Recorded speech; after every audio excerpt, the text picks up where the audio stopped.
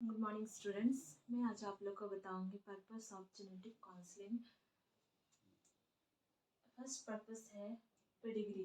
Pedigree means जो हम genetic counselling के टाइम हिस्ट्री लेते हैं उनको हम एक गुड मॉर्निंग स्टूडेंट्स। मैं आज आप लोग को बताऊंगी purpose of genetic counselling. Genetic counselling का क्या पर्पस है, इनके पीछे यहाँ पे टोटल हम लोग 5 पर्पस देखेंगे। फर्स्ट है पेडिग्री। पेडिग्री मीन्स जो हम हिस्ट्री लेते हैं जेनेटिक काउंसलिंग के टाइम उनको हम एक डायग्रामेटिक वे में रिप्रेजेंट करते हैं, एक चार्ट में रिप्रेजेंट करते हैं, तो उसको हम बोलेंगे पेडिग्री। तो जेनेटिक काउंसलिंग के थ्रू हमें पेडिग्री मिलेगा।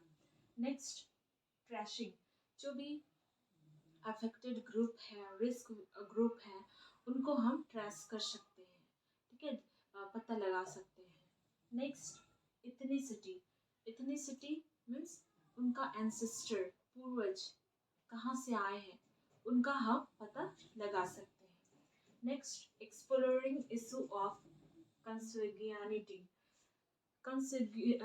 कंसेग्युनिश सॉरी कंसैगुइनिटी, इसका मतलब होता है कि अपने ब्लड ग्रुप से, ब्लड रिलेटिव से क्या करना, मैरिज करना। तो इसमें बहुत से ज़्यादा जेनेटिक डिफेक्ट होने के चांसेस होते हैं, तो इसमें हमें क्या, इसका हम और भी एक्सप्लोर कर सकते हैं। Next documenting. डॉक्यूमेंटिंग मतलब रिकॉर्ड एंड रिपोर्ट करना। तो इसमें हम रिकॉर्ड एंड रिपोर्ट करेंगे कि कोई भी टॉक्सिन्स एक्सपोजर हुआ, ये सब प्रेगनेंसी के टाइम, ड्यूरिंग प्रेगनेंसी कोई टॉक्सिन्स का एक्सपोजर में मदर आई, या फिर इन्वायरमेंटल एजेंट जो है जो हम बैड इफेक्ट देती, जैसे कि एक्सरे के एक्सपोजर में आई, या फिर अल्ट्रा सॉरी किसी भी जो हार्मफुल लाइट्स है उनके एक्सपोजर में आई, तो उन्हें उनका हिस्ट्री लेकर हम क्या कर सकते हैं, डॉक्यूमेंटिंग कर सकते हैं। तो यह है purpose of genetic counselling. Next है steps of genetic counselling. First history.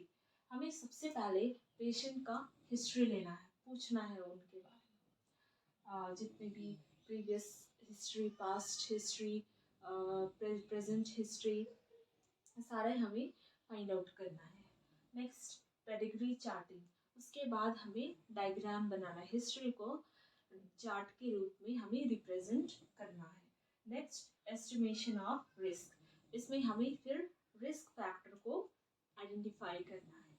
Next transmitting information.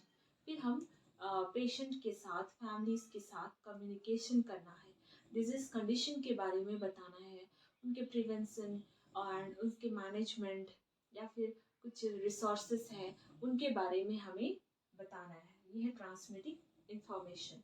Next है मैनेजमेंट। लास्टली हमें क्या करना है, इसका मैनेजमेंट बताना है। नेक्स्ट है ethical issue in genetic counselling.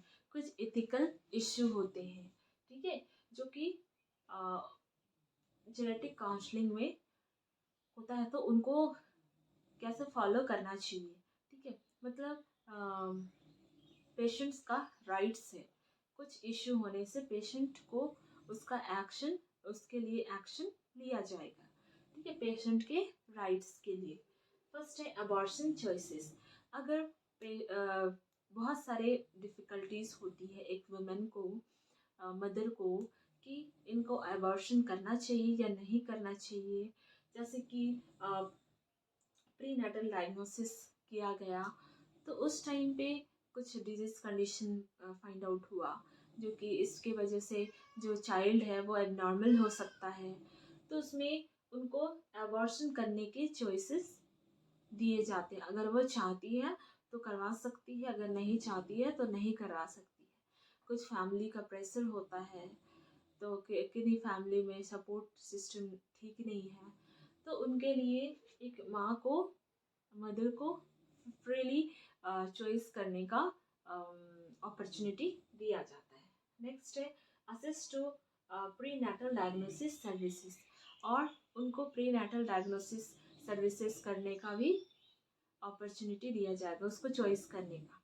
ठीक है, उनकी मर्जी से ही क्या होना चाहिए, प्रीनेटल डायग्नोसिस होना चाहिए। बहुत लोगों का मानना होता है कि प्रीनेटल डायग्नोसिस से चाइल्ड में एक्सरे लाइट के जाने से क्या हो सकता है, डिफेक्ट हो सकते हैं, डैमेज हो सकता है फिटस। तो इन्हें इसीलिए बहुत से लोग नहीं करवाते हैं। तो ये मदर का चॉइस होना चाहिए। नेक्स्ट है research on prenatal diagnosis. Prenatal diagnosis में के दौरान क्या हुआ, कुछ डिफेक्ट का फाइंड आउट हुआ, कुछ न्यू कंडीशन फाइंड आउट हुआ, तो उनका रिसर्च हो या ना हो, इसके बारे में चॉइस करने का अधिकार किनको होता है, मदर को होता है। आई होप आप लोग को ये टॉपिक समझ में आया होगा। और अगर आप लोग को कोई पॉइंट में प्रॉब्लम है तो आप लोग कमेंट करके पूछ सकते हैं। Thank you student.